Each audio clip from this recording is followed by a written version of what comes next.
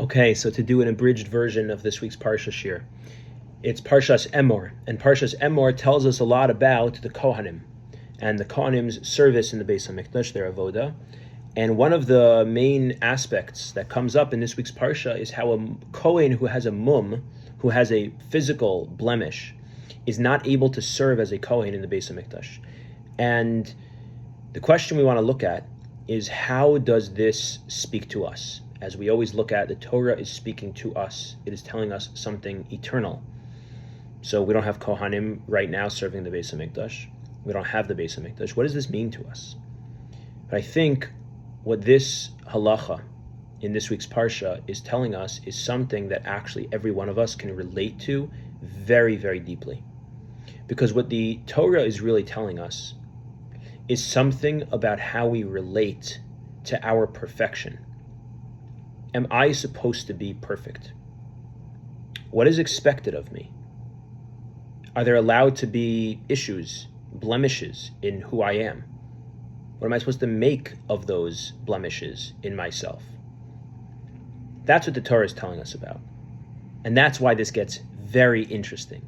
Because at first glance, it would seem that what the Torah is telling us would be very difficult for us to grapple with, to absorb, to take in, because the Torah is telling us if you have a mum, you can't serve in the Beis HaMikdash. So I would think that means I need to be perfect. And it means that the Torah is telling me if I have any imperfection, so I'm disqualified from being in the Beis HaMikdash, from serving in the Beis HaMikdash. And this is why we need the incredible commentary and perush and really opening of what the Zohar HaKadosh tells us on these psukim in this week's Parsha. The Zohar tells us that these psukim cannot be understood in a black and white way or in a vacuum. Because the psukim that tell us that the Kohen with a mum is not able to serve in the Beis HaMikdash, the Zohar says contradicts psukim we find elsewhere that says Hashem is specifically close, maybe even closest, with those who have difficulties, have imperfections, have challenges and struggles and blemishes. So that would seem, says the Zohar, to contradict. On the one hand, the Kohen with a blemish can't serve in the Beis HaMikdash. On the other hand, the psukim say Hashem is closest to those who have these blemishes. So how does that work? And this Zohar is asking the question that we are all asking all the time. What's expected of me? Do I need to be perfect? What happens if I'm not perfect? What does that mean about me? And the Zohar answers like this. The Zohar says there's two different aspects of life. There's two elements in the world, two different places in the world that represent and express different principles of reality. There's something called the Beis HaMikdash, and there's something called the rest of the world. The Beis HaMikdash, says the Zohar, represents or expresses a reality of the final destination, the final ending of how things will be one day. The Beis HaMikdash is the La'asid Lavo. Even in a world that is not in full revelation, but in the Beis HaMikdash, it's full revelation. The Beis HaMikdash is the place of Hashem's perfection fully revealed. It's where we're going to. It's the destination. But the rest of the world is real life. The rest of the world is the process. It's the journey. It's the experience of being alive. It's the way we get to the Beis HaMikdash. And so says the Zohar something absolutely amazing. The Zohar says in the Beis HaMikdash, nobody is able to have a mum, because the Beis HaMikdash is expressing a picture of reality that tells us every single one of you, in the end, when we get to the destination, it's going to be revealed that nobody has any imperfection, that you're perfect, that you're there, that you belong fully, that you're accepted fully. Everything about you is perfect. There will be no mum that could possibly be visible, because it's going to be revealed the perfect perfection of your being. But that's only in the Beis HaMikdash, says the Zohar. Don't make the mistake to think that means that Hashem is telling you that if you have a mum, there's a problem. In the rest of the world, in the rest of life, before we get to that place called the Beis HaMikdash, of course you have a mum. Not only, of course, you have a mum, you're supposed to have a mum. Not only are you supposed to have a mum, Hashem wants you to have a mum. Not only does Hashem want you to have a mum, Hashem is closest to you from within the place of your mum. That when you can experience the experience of having a blemish, then you feel your imperfection. You feel your dependency on God. You feel the need for a being beyond yourself. You feel a yearning. You feel an aching for wanting something more. As the great Hasidic masters are known to say, there's nothing more whole than a broken heart. Because if our heart is whole, there's no space to let anything in. But if our heart is broken, then what we have access to is the allowance of something even bigger than what our whole heart could ever be to come into our heart. There's nothing more whole than a broken heart, because in the brokenness we reach for, we strive, we ache, we yearn for something more. That brings us into the possibility of connecting to the Creator that's bigger than anything in this finite world. So having a mum is not a problem, it's actually the answer. It's the way through. It's the way to access what we're supposed to access. And the fact that there's no mum allowed in the Beis HaMikdash is not expressive of the rejection of mum. It's expressive of the fact that in the end, everything will be revealed, that all the mumim were actually exactly how they were supposed to be. That in the end, it's all perfect. It's going to be revealed that it's all perfect. Not to say that there's something wrong with having a mum, but to tell you that you see, having the mum was actually perfect. And that's why here we are now. There's no mum, because everything's perfect. This is why in Judaism, in Yiddishkeit, night comes before day. Because nighttime is darkness, is difficulty, it's the time of having a mum. And daytime is clarity, is light, is inspiration, is revelation. And so night comes before day because you can't get to day without night. You can't get to the Beis HaMikdash without a mum. And then when you get to day, you have that glory of that revelation. You get to the Beis HaMikdash, you have the glory of that revelation. But you get there through having a mum. You get there through Laila. And that's also why, interestingly, in the Beis HaMikdash itself, guess what? In the Beis HaMikdash itself, the halachos of Laila Kodem Liyom do not apply. Night does not precede day in the Beis HaMikdash. The way that the Seder Hayom, the order of the day, the sequencing of the day, was structured in the Beis HaMikdash was actually that day came before night, not night before day. Because again, in the Beis HaMikdash, that's representative of the destination, of the final destination, where you live in daytime. We go straight into daytime. But outside the Beis HaMikdash, we need night first. I think this is so important, so deeply, profoundly important, because so many of us struggle with what to make of the various many blemishes that we live with and experience in ourselves. We so often think there's something wrong with them. What the Torah here, the Zohar Kadosh, is teaching us is that there's nothing wrong with it. I was speaking about this concept once, and to a group of educators. And someone asked me, they said, okay, so practically speaking, what does this mean for how I help a kid, a student, who is struggling with a taiva, a character trait that they think is not great, that they struggle, let's say, with laziness, okay? They struggle with laziness. Just as an example, fill in anything. How does this help me? What am I supposed to tell them? So I said, like this.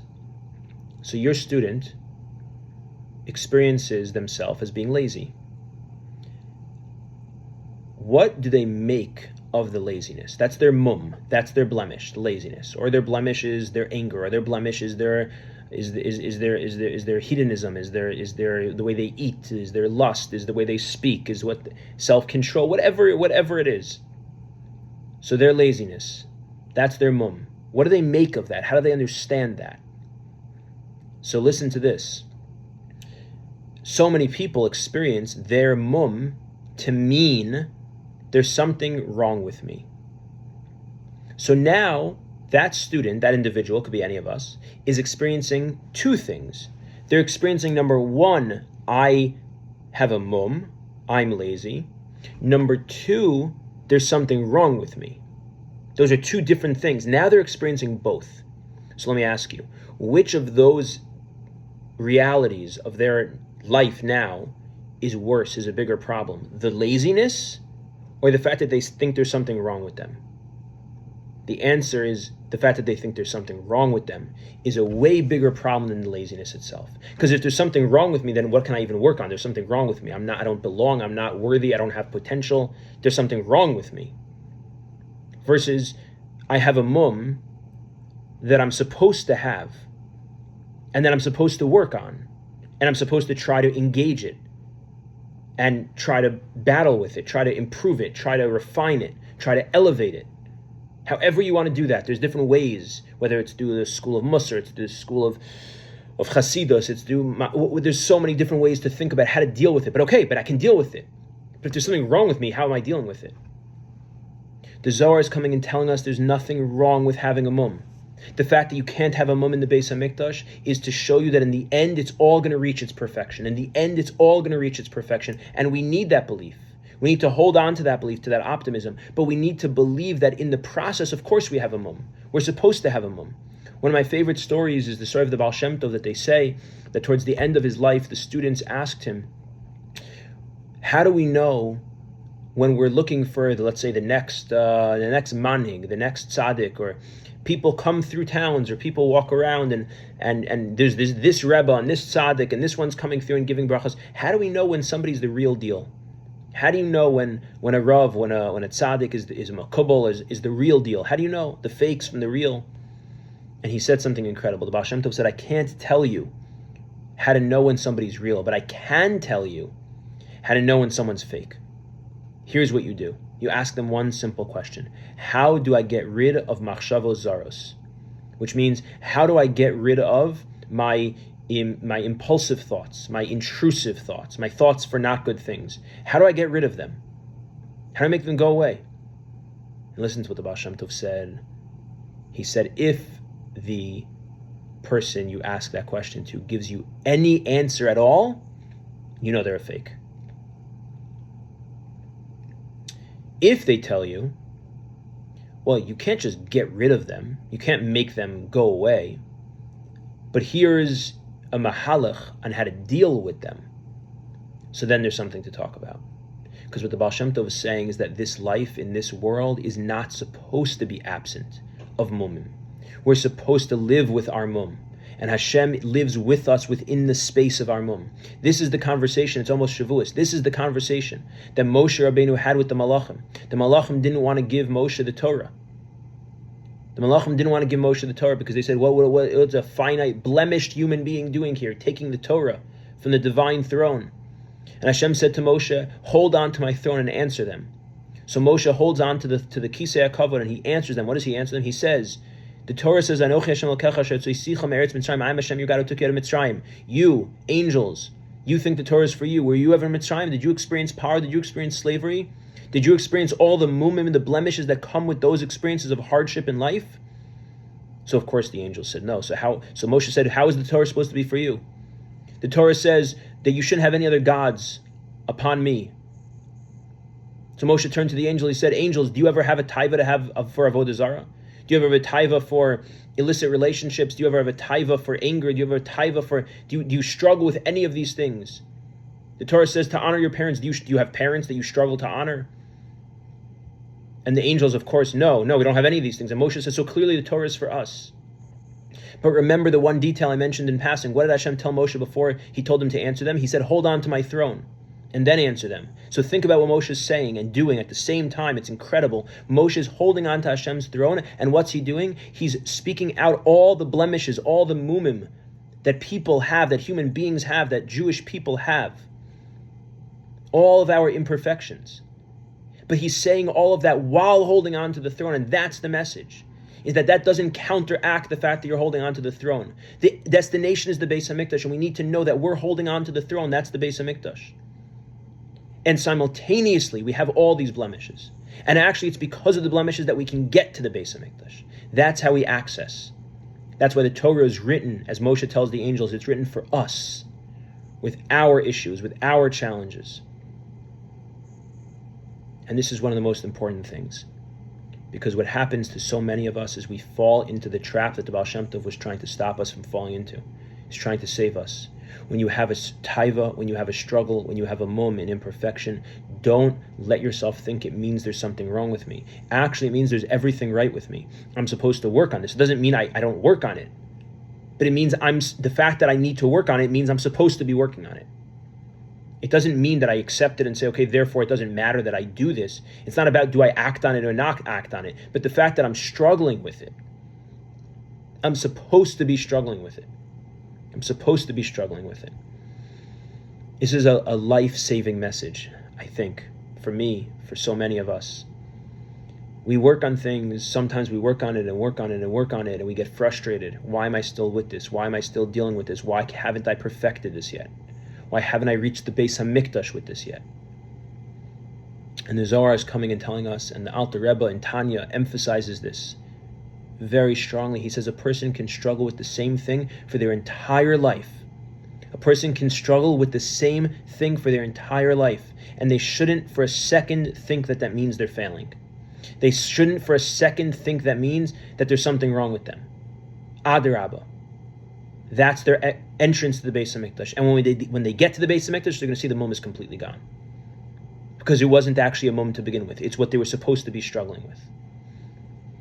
So Hashem should help us that we should believe in the struggles we have. We should believe that the struggles we have are the struggles we're supposed to have, and we're supposed to be working on and working on them, but we're supposed to be working on them. And there's nothing wrong with us for it. We can hold on to the divine throne while we simultaneously look at the struggles of what Hashem has given us to bring ourselves closer to Him. And we can believe, as the Zohar points out,